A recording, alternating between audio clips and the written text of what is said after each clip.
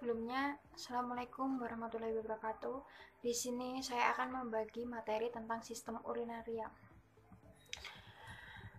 Sistem urinaria yaitu terjadinya proses penyaringan darah, sehingga darah bebas dari zat-zat yang tidak dipergunakan oleh tubuh dan menyerap zat-zat yang masih dipergunakan oleh tubuh. Tujuannya sendiri yaitu mempertahankan keseimbangan internal tubuh. Sistem urinaria terdiri dari ginjal, ureter, kantung kemih, dan uretra. Bagian-bagian ginjal. Yang pertama ada korteks, yaitu bagian luar ginjal. Yang kedua ada medula, bagian dalam ginjal.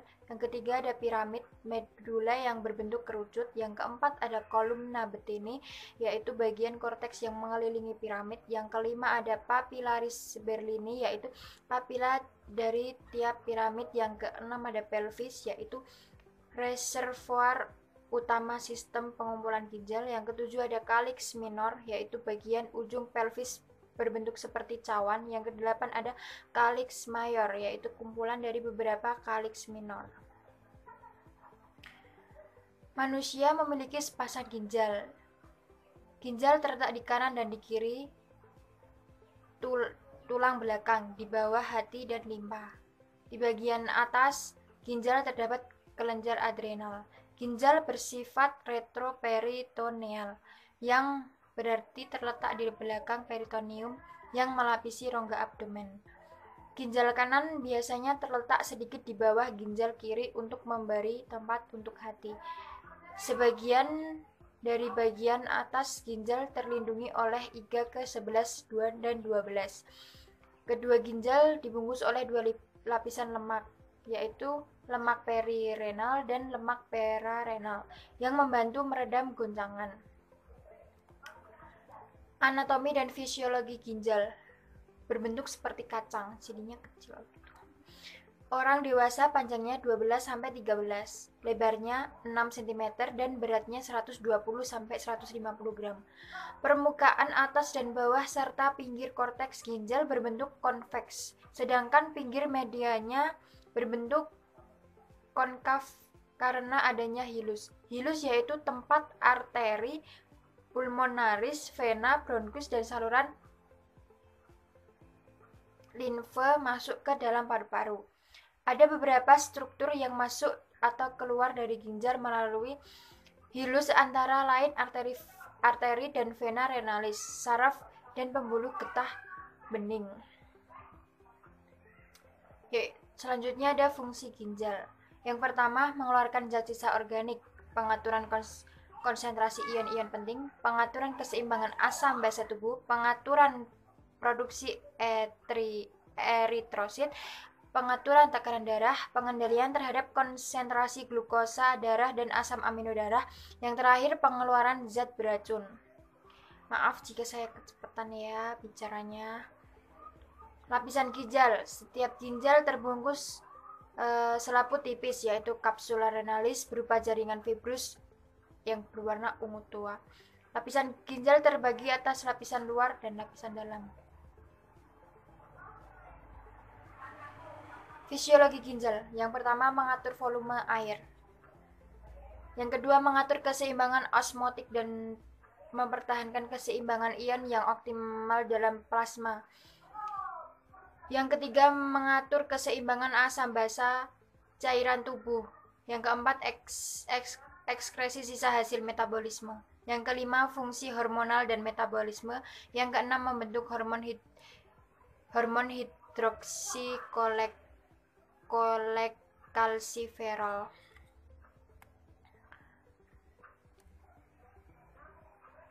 Struktur ginjal. Korteks ginjal atau korteks renalis mengandung jutaan alat penyaring nefron, 1-1,5 juta. Fungsi nefron yaitu membentuk urin dengan cara filtrasi, reabsorpsi, dan sekresi. Nefron terdiri atas badan Malpighi dan tubulus. Badan Malpighi terdiri dari kapsul Bowman dan glomerulus. Kapsul Bowman berbentuk seperti piala yang melingkupi glomerulus. Sumsum ginjal. Pada sumsum ginjal terdapat suatu jaringan berbentuk kerucut yang disebut piramid. Piramid mengandung banyak pembuluh dan berguna untuk mengumpulkan hasil ekskresi. Selanjutnya ada nefron. Nefron dibagi menjadi dua, yaitu nefron kortikalis dan nefron juxtamedularis. Nefron kortikalis yaitu nefron yang glomerulinya terletak pada bagian luar dari korteks dan berbentuk lengkung, Henle pendek dan tetap berada pada korteks. Yang kedua itu ada nefron juxtamedularis, yaitu nefron yang glomerulinya terletak pada bagian dalam dan korteks dekat dengan korteks medula. Bagian-bagian nefron. Yang pertama ada glomerulus, yaitu suatu jaringan kapiler berbentuk bola yang berasal dari atriolir aferen yang bersatu menuju arterial eferen, berfungsi sebagai tempat filtrasi sebagian air dan zat yang terlarut dari darah. Yang kedua ada capsular Bowman, bagian dari tubulus yang melengkapi glomerulus untuk mengumpulkan cairan yang difiltrasi oleh kapiler glomerulus. Bagian-bagian nefron. Yang ketiga ada tubulus, terbagi menjadi tiga, yaitu tubulus proksimal yang berfungsi mengadakan reabsorpsi bahan-bahan dari cairan tubuli dan mensekresikan bahan-bahan ke dalam cairan tubuli. Yang kedua ada lengkung Henle.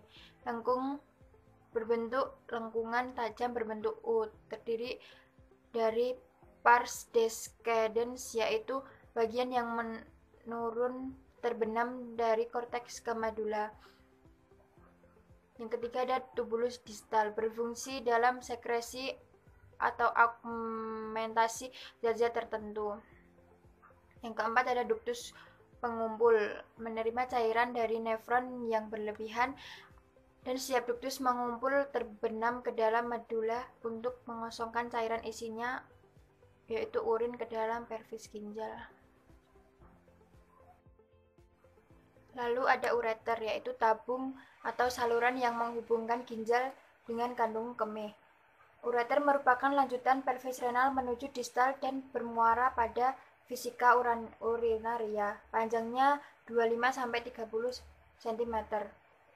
Terdiri dari dua bagian. Pars abdominalis berada di dalam rongga abdomen dan pars valvina di dalam rongga pelvis. Lapisan dinding ureter terdiri dari lapisan luar, yaitu jaringan ikat atau fibrosa, dan lapisan dalam, otot polos. Vesika urinaria, disebut juga bladder atau kandung kemih, merupakan kantung berongga yang dapat direnggangkan dan volumenya dapat disesuaikan dengan mengubah status kontraksi otot polos di dindingnya. Mempunyai fungsi sebagai reservoir urin. Vesika urinaria mempunyai bagian yang pertama apex, yang kedua corpus, yang ketiga fundus. Uretra merupakan saluran sempit yang berpangkal pada kandung kemih, berfungsi menyalurkan air kemih keluar. Di dalam anatomi, uretra adalah saluran yang menghubungkan kandung kemih ke lingkungan luar tubuh. Uretra pada wanita. Pada wanita, panjang uretra sekitar 2,5 sampai 4 cm yang terletak di antara klitoris dan pembukaan vagina. Uretra pada pria. Pada pria, panjang uretra sekitar 20 cm dan berakhir pada akhir penis. Uretra pada pria dibagi menjadi 4 bagian. Yang pertama, pars prostatica, terletak sebelum kelenjar prostat. Yang kedua ada pars prostatica, terletak di prostat. Yang ketiga ada pars membranasa, sekitar 1,5 cm dan di lateral atau tepi terdapat kelenjar bulboretralis. Yang keempat ada pars spongiosa, sekitar 15 cm dan melintas di korpus spongiosum penis. Proses pembentukan urin. Yang pertama, filtrasi. Proses penyaringan zat sisa metabolisme yang dapat menjadi racun bagi tubuh terjadi di dalam glomerulus.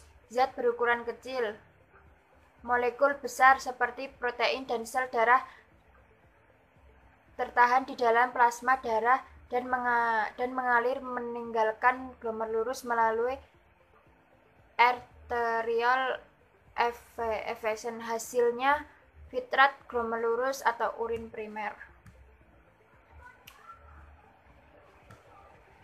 Yang kedua, reabsorpsi merupakan proses penyerapan kembali filtrat glomerulus yang masih mengandung zat-zat berguna bagi tubuh. Beberapa zat yang diserap kembali antara lain glukosa, garam-garam, ion organik, dan asam amino. Reabsorpsi terjadi dalam tubulus corpus proximal. Hasilnya yaitu filtrat tubulus atau urin sekunder. Yang ketiga, ada sekresi, proses pengeluaran zat sisa yang sudah tidak diperlukan lagi bagi tubuh. Pembuluh darah melepaskan zat-zat yang tak berguna, yaitu ion H, K, dan NH3 atau amino ke urin sekunder pada tubulus contractus distal yang dialirkan ke tubulus contortus collectus. Di saluran pengumpul berlangsung penyerapan H2O sehingga terbentuk urin sesungguhnya. Lalu ke rongga ginjal, ureter, kantung kemih untuk disimpan sementara. Jika kantung kemih penuh, maka urin akan dikeluarkan melalui uretra. Persarafan ginjal. Ginjal mendapat persarafan dari plexus renalis. Di atas ginjal terdapat kelenjar suprarenalis. Kelenjar ini merupakan kelenjar buntu yang menghasilkan dua macam hormon, yaitu adrenalin dan kortisol. Ciri-ciri urin yang normal. Jumlahnya rata-rata 1-2 liter sehari, tetapi beda-beda sesuai jumlah cairan yang dimasukkan. Warnanya bening, oranye pucat tanpa endapan. Baunya biasa tajam. Berat jenis berkisar dari 1010 sampai 1025. Fungsi homeostatis ginjal. Ginjal mengatur pH, konsentrasi ion mineral, dan komposisi air dalam darah. Ginjal mempertahankan pH plasma darah pada kisaran 7,4 melalui pertukaran ion hidronium dan hidroksil. Akibatnya urin yang dihasilkan dapat bersifat asam pada pH 5 atau alkalis pada pH 8. Lalu ada patologi sistem urinaria. Yang pertama ada glomerulonefritis, yaitu peradangan pada ginjal yang dimulai dari glomerulus, ditandai dengan proteinuria dan hematuria, dapat berkembang menjadi gagal ginjal. Glomerulonefritis akut terjadi akibat infeksi kuman Streptococcus. Pengobatannya dengan cara istirahat, diet, pembatasan cairan dan garam, antibiotik, antihipertensi, antidiuretik bila perlu. Yang kedua ada glomerulonefritis kronis, ditandai kerusakan ginjal, penurunan semua fisiologi ginjal secara bertahap. Sindrom nefrotik, suatu sindroma yang terjadi akibat berbagai penyakit yang menyerang ginjal dan menyebabkan proteinuria, menurunnya kadar albumin, penimbunan garam dan air yang berlebihan, meningkatnya kadar lemak dalam darah. Nefritis peradangan ginjal ditandai dengan hematuria. Gagal ginjal, penyakit di mana fungsi organ ginjal mengalami penurunan. Ginjal tidak lagi mampu bekerja sama sekali dalam hal penyaringan, pembuangan elektrolit tubuh, menjaga keseimbangan cairan dan zat kimia tubuh seperti sodium dan kalium di dalam darah atau produksi urin.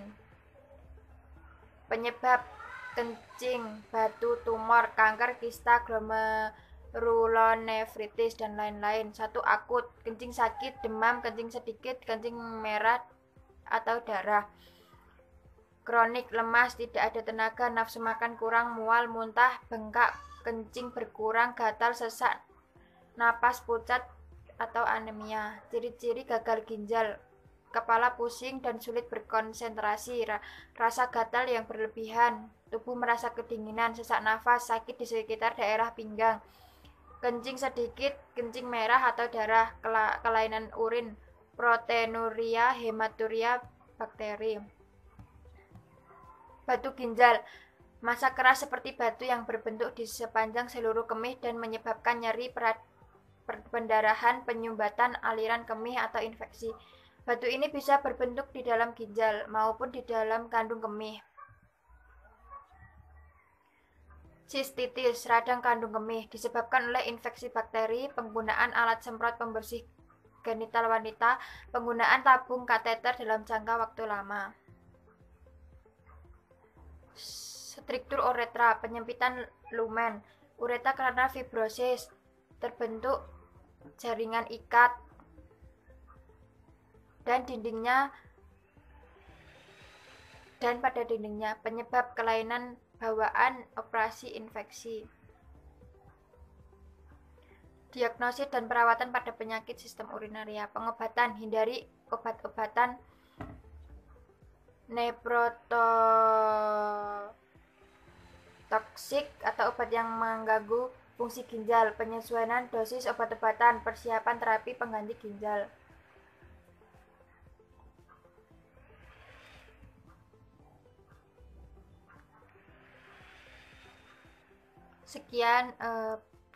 Sekian pembagian materi dari saya. Assalamualaikum warahmatullahi wabarakatuh.